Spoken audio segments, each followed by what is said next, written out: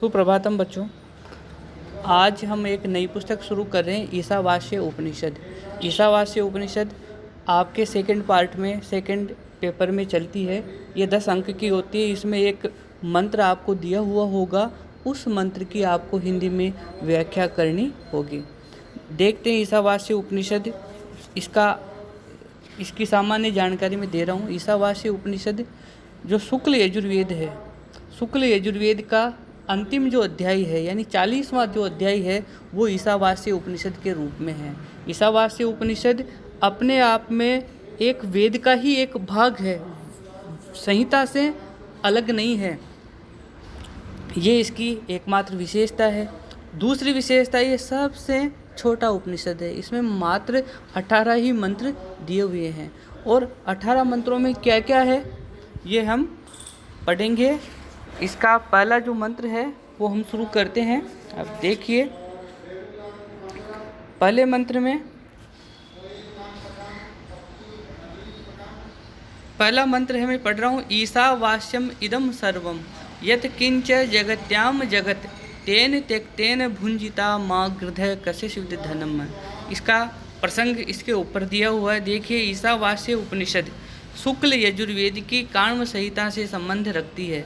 केवल 18 मंत्रों वाली यह उपनिषद सबसे छोटी है, किंतु तत्व ज्ञान और अर्थ गांभीर्य की दृष्टि से यह सर्वश्रेष्ठ है। इसमें सरल और रोचक शैली द्वारा ईश्वर, जीव और सृष्टिगत सुखों का संक्षेप में विवेचन किया गया है।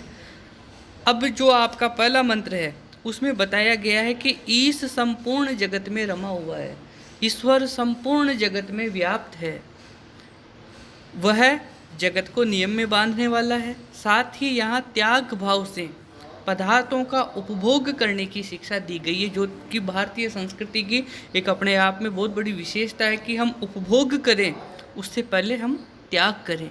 त्याग करते हुए उपभोग करने की यहाँ पर शिक्षा दी गई है।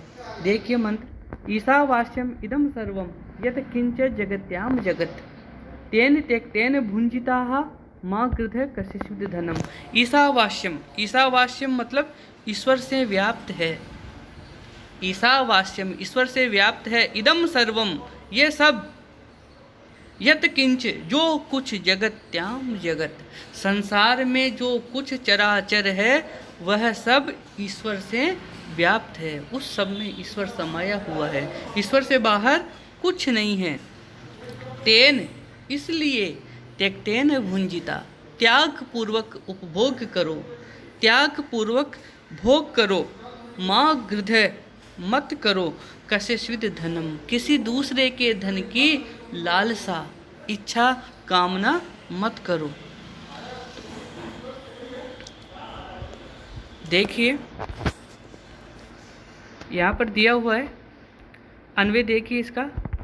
जगत्याम यत् किंच जगत इदम सर्वम ईशावास्यम, यानी जगत्याम इस संसार में, यत् किंच जो कुछ भी, जगत चराचर है, पदार्थ है, इदम सर्वम ये सब, ईशावास्यम ईश्वर से व्याप्त है। तेन इसलिए, त्यक्तेन भुंजिता त्याग पूर्वक उपभोग करो, कस्यचित् धनम किसी के धन का, माँ गृधय लालच मत करो। तो ये जो श्लोक है ये हमें ये बताता है कि इस मंत्र में जीवन के तत्व ज्ञान की चर्चा है। ये समूचा जो संसार है ईश्वर से व्याप्त है, अतएव जगत को छोड़कर भागने से आत्मदर्शन नहीं हो सकता, क्योंकि ऐसी कोई जगह या ऐसा कोई पदार्थ नहीं है जहाँ ईश्वर नहीं है। तो जगत को छोड़कर भागने से आत्मदर्शन नहीं हो सकता, भागने से भगवान नहीं मिलता। जगत के भीतर प्रवेश कर देखने से ही ईश्वर दर्शन या आत्मदर्शन संभव है। परमेश्वर संपूर्ण जगत में रमा हुआ है, वह सर्वगत शासन करने वाला है, वह समष्टि भाव का सूचक और संसार को बांधने वाला है, वही आत्म तत्व भी है। तीसरी बात, इस मंत्र में त्याग भाव से पदार्थों का उपभोग करने की शिक्षा दी गई है। लिखा गया है तेन त्यक्तेन भुंजिता, यानी कि त्याग पूर्वक उपभोग करो। त्याग भाव से विषय पदार्थों का ग्रहण करने से ही अलिप्तता प्राप्त हो सकती है। यही निष्काम कर्म का रहस्य है। फिर यहाँ बताया है कि किसी के धन का लालच मत करो अथवा लोभ को छोड़ दो। माँ गृधय कस्यचिद धनम, किसी के धन का लालच मत करो। इसकी शिक्षा देने वाली इस मंत्र की सराहना विश्व के सभी विद्वानों ने की है। तो इस मंत्र में 3 मुख्य बातें आपको मैं फिर बता रहा हूँ, दोबारा से देखिए। पहली चीज, ईशावास्यम इदम सर्वम यत किंच जगत्याम जगत। पहली बात तो कि इस संसार में जो कुछ भी है वह सब ईश्वर से व्याप्त है, उन सब में ईश्वर का निवास है। तो संसार में जो कुछ भी है उस सब में ईश्वर समाया हुआ है। दूसरी भी चीज, इसलिए त्याग पूर्वक उपभोग करो और किसी दूसरे के धन का लालच मत करो। तो ये मंत्र हमें 3 शिक्षाएं देता है। पहली कि संपूर्ण जगत में ईश्वर समाया हुआ है, संपूर्ण संसार, ये संपूर्ण ब्रह्मांड ईश्वर से व्याप्त है। दूसरी बात, हमें त्याग पूर्वक उपभोग करना चाहिए। और तीसरी बात, किसी दूसरे के धन की लालसा नहीं रखनी चाहिए। तो इस तरह से ये ईशावास्य उपनिषद का पहला मंत्र हो गया। अब ईशावास्य उपनिषद का दूसरा मंत्र देखिए। ईशोपनिषद के इस मंत्र में जीवन के प्रति आशावादिता का संदेश दिया गया है कि आप जीवन में आशावादी रहो, मनुष्य दीर्घ आयु बने, निष्काम भाव से कर्म करता रहे, अच्छे आचरण को अपने जीवन में उतारे और ये समझे कि ज्ञान कर्म के बिना निष्फल है और कर्म ज्ञान के बिना व्यर्थ है। वास्तव में ज्ञान पूर्वक कर्म करना ही वैदिक मार्ग है। यानी कि करने का मतलब ये है कि ज्ञान जो है वो भी अपने आप में पूर्ण नहीं है और कर्म जो है वो भी अपने आप में पूर्ण नहीं है। यानी कि ज्ञान के बिना कर्म अथवा कर्म के बिना ज्ञान व्यर्थ है। तो कैसे काम करना है? ज्ञान पूर्वक कर्म करना, यही वैदिक मार्ग है। 100 वर्ष तक निष्काम भाव अर्थात त्याग भाव से कर्म करने वाला मनुष्य उस कर्म में लिप्त नहीं होता है। तो देखिए दूसरा मंत्र, कुर्वन्नेवेह कर्माणि जिजीविषेत शतं क्षमाः एवं त्वयि नान्यथा इतो अस्ति न कर्म लिप्यते नरे। कुर्वन्नेवेह कर्माणि जिजीविषेत शतं क्षमाः, यानी कि यहाँ कर्म करते हुए 100 वर्ष जीवित रहने की इच्छा रखनी चाहिए। यहाँ दिया हुआ है, देखिए, इह कर्माणि कुर्वन् एव शतं क्षमाः जिजीविषेत। इह यानी इस लोक में, अस्मिन् संसारे, इस संसार में, कर्मणि कुर्वन् कर्म करता हुआ ही, शतं क्षमाः 100 क्षमाः यानी वर्ष तक, 100 वर्षों तक, जिजीविषेत जीने की इच्छा करता रहे, जीने की इच्छा रखे। तो इस संसार में जीने की इच्छा कैसे रखे? कर्म करते हुए 100 वर्ष तक जीवित रहने की इच्छा रखे। एवं इस प्रकार कर्म त्वयि नरे, तुझ मनुष्य के लिए न लिप्यते, तुझ मनुष्य में लिप्त नहीं होंगे, यानी कि कर्म में तू लिप्त नहीं होगा। इतः अन्यथा न अस्ति, इतः यानी इसके अलावा, अन्यथा कोई मार्ग, दूसरा कोई रास्ता ही नहीं है। तो इस संसार का एकमात्र रास्ता क्या है कि जहाँ कर्म करते हुए 100 वर्ष जीवित रहने की इच्छा रखें। दिया हुआ भी है कि इस लोक में कर्म करता हुआ ही 100 वर्ष तक जीने की इच्छा करता रहे। तुम्हारे इस प्रकार आचरण करने पर इस मार्ग से भिन्न या इससे कोई उत्तम मार्ग दूसरा नहीं है। मनुष्य उसके द्वारा उपयुक्त विधि से किए गए कर्म लिप्त नहीं होते हैं।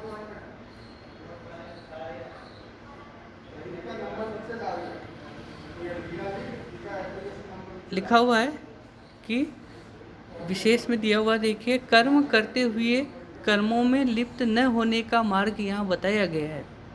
यही मार्ग भगवत गीता में निष्काम कर्म योग के रूप में प्रतिपादित किया गया है। वहाँ भी कहा गया है, कर्मण्येव अधिकारस्ते मा फलेषु कदाचन, यानी कि आपका कर्म पर ही अधिकार है, आप फल की चिंता मत करो।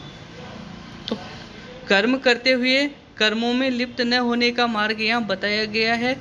और क्या मार्ग बताया गया है कि आप कर्म करते हुए 100 वर्ष तक जीवित रहने की इच्छा करो। तेरा तुझको सौंपते क्या लागे है मोई की भावना से इस मंत्र में अभिव्यक्त की गई है। इसी प्रकार की भावना इस यूनानी सूक्ति में भी उपलब्ध होती है कि उद्योगी पुरुष जो होता है वो कर्म में आसक्त नहीं होता है।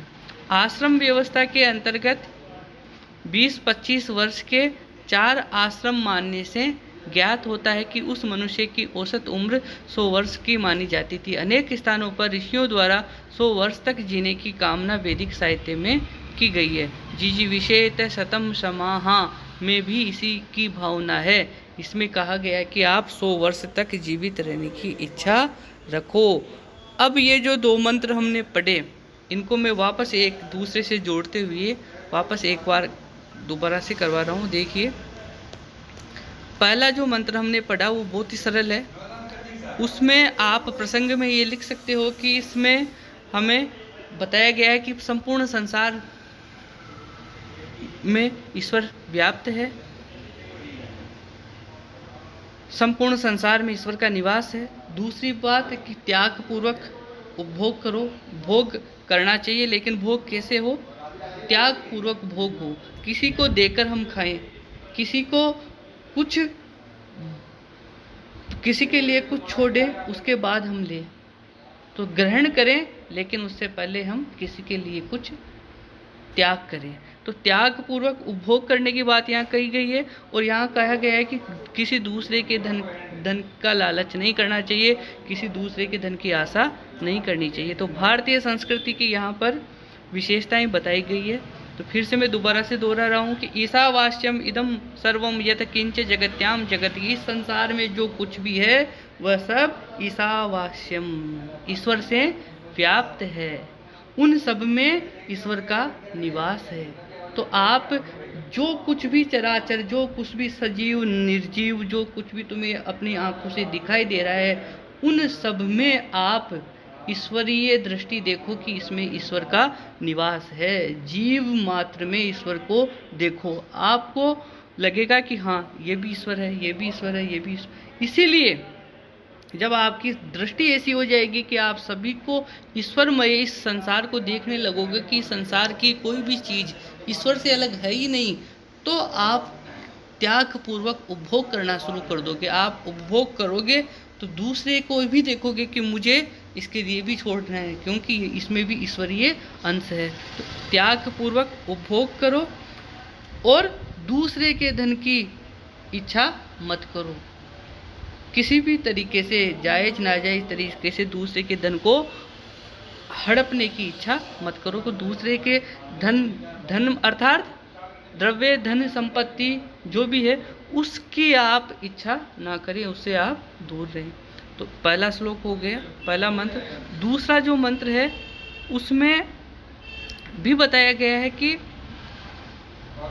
कुर्वण्येवेह कर्माणि जिजीविषेत शतम क्षमाः। हमारी संस्कृति रही है कि जो हमारे आश्रम होते थे, 4 आश्रम, उन 4 आश्रमों में शुरू से ही ब्रह्मचर्य आश्रम, गृहस्थ आश्रम, वानप्रस्थ आश्रम और संन्यास आश्रम, प्रत्येक आश्रम की आयु 25 वर्ष मानते हुए कहा गया है कि मनुष्य को कम से कम 100 वर्ष तक जीवित रहना चाहिए। और चारों आश्रमों में से मनुष्य का निकलना आवश्यक था कि ब्रह्मचर्य का भी ब्रह्मचर्य का पालन करें, फिर गृहस्थ आश्रम में व्यक्ति अपनी महत्वपूर्ण जिम्मेदारियों का निर्वहन करे।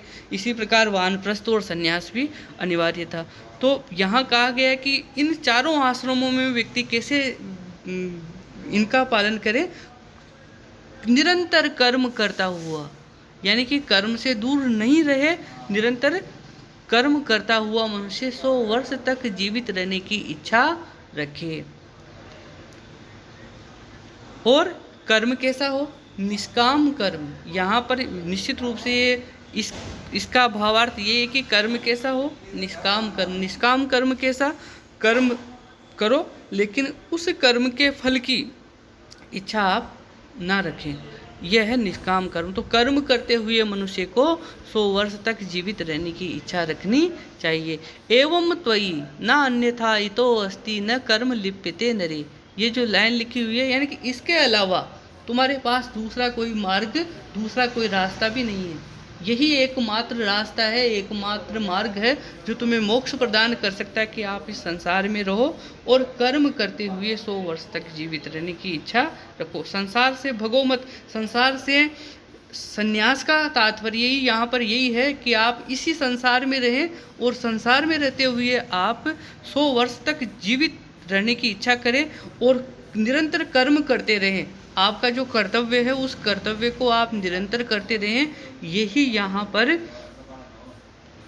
मोक्ष का मार्ग बताया गया है। तो मोक्ष का मार्ग ये नहीं है कि आप कर्म को छोड़कर सन्यासी बन जाओ, कहीं हिमालय पर्वत पर चले जाओ, तो आप हिमालय पर भी चले जाओगे। तो जो पहला जो मंत्र है मैंने बताया कि ईशावास्यम इदम सर्वम, कि संसार में ऐसी कोई स्थान, ऐसी कोई वस्तु नहीं है जहाँ ईश्वर का निवास नहीं है। तो जब हर जगह ईश्वर है तो आप इस कहाँ भगोगे, कहाँ जाओगे?